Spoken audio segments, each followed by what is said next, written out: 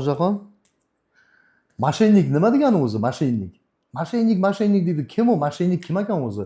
Moshennikni o'zini chegarasi bor. Ikkiga bo'linadi moshennik deganda. Bittasi aldov yo'li bilan moshenniklik qilishi mumkin, ikkinchisi ishonchni suiiste'mol qilish yo'li bilan moshenniklik qilishi mumkin. Aldov yo'li bilan firibgarlik qilish deganimizda biza aybdorni, o'sha aybdor shaxs borku, boyagi shaxsni haqiqatga to'g'ri kelmaydigan ma'lumotlarni berish yoki masalan bironta bir shartnomani, soxta shartnomani ko'rsatib turib biznesga pul tikishni taklif qilish, aldash. Tushunyapsizmi? Men keldim sizga soxta shartnoma olib keldim. Misol uchun Yaponiya davlatiga biza bironta bir o'tni, giyohni ildizini yuboramiz dedik.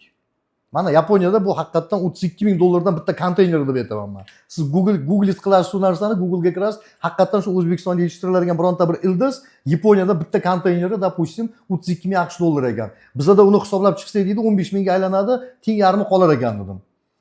Mana shartnomalar bor. Men yaponlar bilan deb keldim sizga. Qanaqadir yaponcha tilda yozilgan, hieroglifda yozilgan bitta shartnomani ko'tarib keldim. Yo'q, uni o'zim yasab chiqqanman, soxta shartnoma bu. Tushunyapsizmi? Siz pul tikdingiz, menda oldindan maqsad bor. Sizdagi pulni olib qo'yish. Aldov yo'li bilan. Tushunyapsizmi? Olib qo'ydim, bo'ldi, shu bilan yo'qman, hech qanaqa Yaponiyaga hech qanaqa ildiz ketmagan, hech qanaqa giyohni ildizi ketmagan, boshqa bo'lmagan. Ertaga chiqib ketadi, mana indiga chiqib ketadi, 3-4 ta internetdan bir rasmlarni olaman, o'sha giyohni ildizini kimdir transportirovka qilayotgani yoki konteynerga joylayotganini olaman-da sizga jo'natib yuboraman. Bo'ldi, shu. Aldov yo'li bilan men firibgarlik qilib sizni pulingizni olib qo'ydim. Endi ikkinchisi ishonchni suiiste'mol qilish yo'li bilan. Biz ikkalamiz oldindan tanishmiz yoki qarindoshmiz, uzoqroq qarindoshmiz. Siz bilan tanishmanman. Siz meni bilasiz tadbirkor sifatida. Boyagi birinchi holatda bilmasdingiz. Qaysidir bir kafeda, betda bir oshna-og'aylaringiz o'rtasida o'tirib qolib, birinchi holatimizda aldov yo'lida tanishib qoldikda, men o'sha yerda o'zimni shunaqa qilib ko'rsatdim. Ikkinchi holatda ishonchni suiiste'mol qilish holatida siz meni tadbirkor sifatida taniysiz. Siz bilasiz, meni mas'uliyat cheklangan jamiyat MCJ borligini, firma borligini bilasiz. Siz bilasiz, meni chet eldan misol uchun tovar olib kirishligimni bilasiz. To'g'rimi? Men o'sha siz ishonchingizga kiryapman. Ya'ni o'zimda bor narsa bilan yoki xizmat mavqeyimdan bironta bir davlat idorasi yoki bironta bir katta kompaniyada ishlashligimni bilasizda, siz menga taklif qilyapsiz, men sizga taklif qilyapman, pulni tikamiz, men sizga tovarni olib kirib beraman dedim. Siz haqiqatdan bilasiz, Ozod misol uchun shu tovarni olib kirib, respublika hududiga olib kirib, shuni sotadi, bilasiz. Ruchka yoki telefonni olib kirib sotadi. Qo'limda shartnomalar bor, shartnomalarni ko'rsatdim. Va o'sha pulni sizdan olib turib men ishlatib yubordim. Yo'q. Yoki o'zimga qarzlarimni yopib yubordim. Qanaqadir bir qarzlarim yo'q. Bu nima edi? Ishonchni suiiste'mol qilish yo'li bilan bir-biriga tanish bo'lgan insonlar. Ishonchni suiiste'mol qilish yo'li bilan nima qildim? Pulni tekinga, sizdagi mol-mulkni men tekinga qo'lga kiritdimda uni ishlatib yubordim. Ha, bu yerda firibgarlik, moshennik bor. Ikkita ko'rdingizmi? O'rtadagi chegarani biza ikkiga ajratib oldik. Endi yana bitta narsa, bu yerda haqiqatan firibgarlik bor va bu narsa tergovchi yoki sud tomonidan bu narsa Shohjahon aniqlanishi kerak. Haqiqatan ham Ozodda shu maqsad bormidi degan narsani aniqlash kerak. Boshqa dalillar bilan. Men hozir sizga boshida yuqorida tushuntirib berganim o'sha Yaponiyaga bironta bir giyohni ildizini jo'natamiz degani boshqa u narsalarni aniqlash kerak. Boshqa dalillar bilan ham aniqlash kerak. Va o'sha shaxsga nisbatan, mana bu shaxsga nisbatan firibgarlik jinoyatini sodir etding deb qo'yish kerak. Bizda amaliyotda nima bo'lyapti hozir? Chiqing.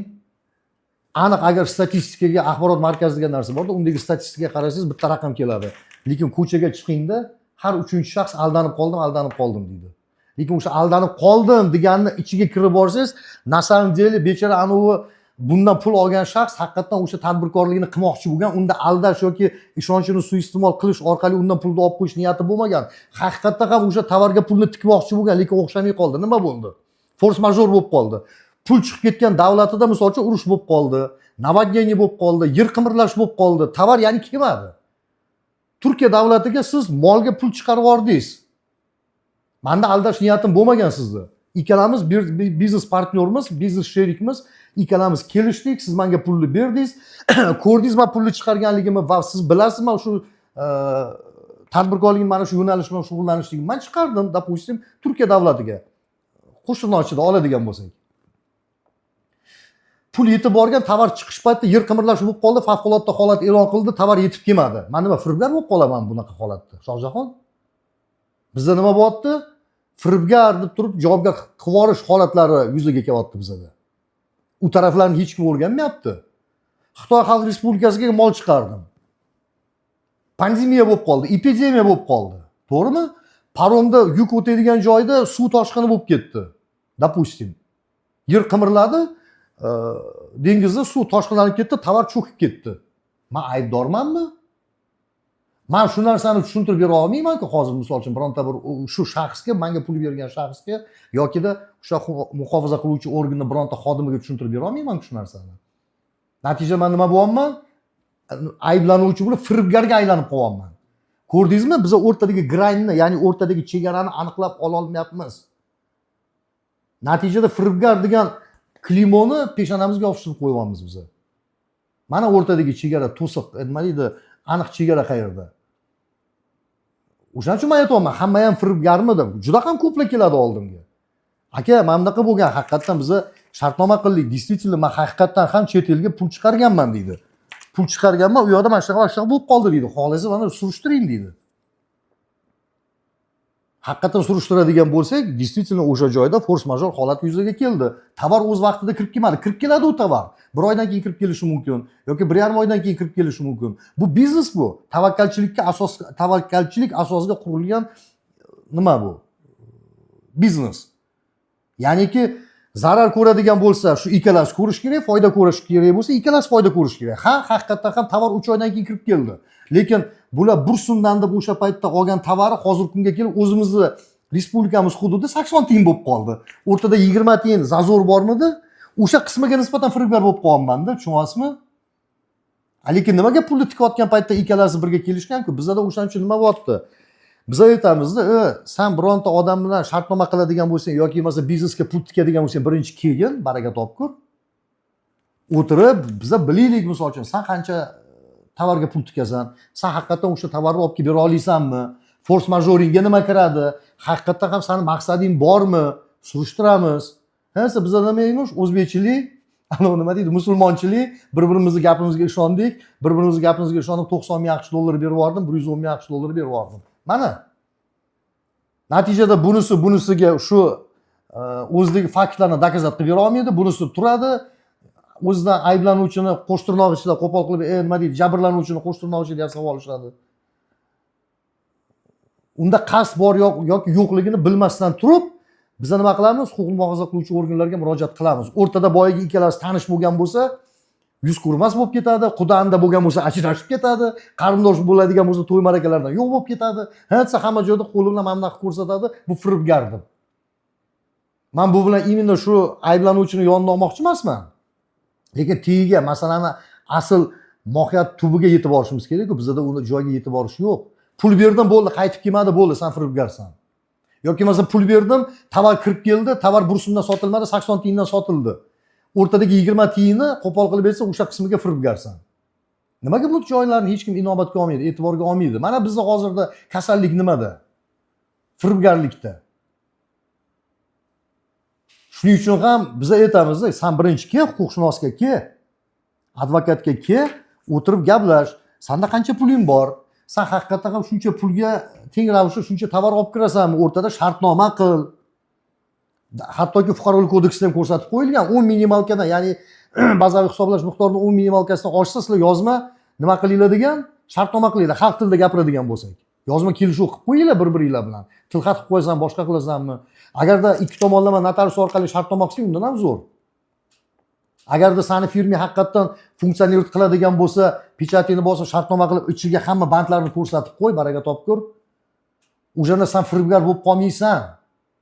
Bizda ko'pincha amaliyotda uchraydi, Shohjahonda mana действительно uchraydi, haqiqatan uchraydi. Firibgar shartnomamizda shablonli variant, bir betdan iborat shartnoma. shuncha tovarga pul olindi, shuncha tovar chiqib ketiladi, shuncha kirib keladi. Uni go'sti ko'rsatilmaydi. Tovarni tan narxi ko'rsatilmaydi, misol uchun. Da qancha pul chiqib ketishligi, u dollardami, so'mdami ko'rsatilmaydi. Shablonli variant bir betdan iborat. Bo'ldi shu. Eng oxirigacha kirib borishmaydi. Shartnomani tuzishning o'zini talablari bor. U talabiga hech kim bizda rioya qilmaydi. Lekin oxirida burchakka borib taqalgandan keyin, pul qaytmagandan keyin, uje hamma yoq pishib bo'lgandan keyin qo'pol qilib bersa, keyin murojaat qilishadi. Huquqiy savodxonligini oshirishimiz kerak bizning xalqimizni. Tushunyapsizmi? 21-asr uje ulgurmaysan orqaga qarashga.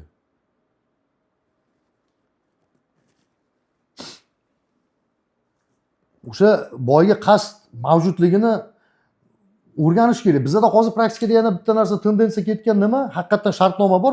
Boya men boshida aytib o'tdim. Agar e'tibor bergan bo'lsangiz-da, qarang. Shartnoma bor. Shartnoma ikki tomonlama qo'l qo'yilgan, pulni summasi ko'rsatilgan, lekin tovar kirib kelmadi. Bizda huquq muhofaza qiluvchi organlar nima qilyapti? Shartnoma bormi deydi. Fuqarolik huquqiy munosabat boring, fuqarolik sudiga murojaat qiling deydi. Lekin siz uni hurmatli huquq muhofaza qiluvchi organ xodimi, siz bu shaxsda qasdi bor yo'qligini aniqladingizmi? Aldab turib, uni ishonchiga kirib, ishonchini suiiste'mol qilib, shuni pulni olaman, ertaga qaytarib bermayman degan joyini aniqladingizmi yoki yo'qmi? U savol ochiq qolib ketadi. Fuqarolik huquqiy munosabatlar turkumiga kiradi, bu toifasiga kiradi. Boring fuqarolik sudiga murojaat qiling deydi. Bu yerda явный fakt ko'rinib turibdi, firibgarlik jinoyati, mashaynikligi ko'rinib turibdi.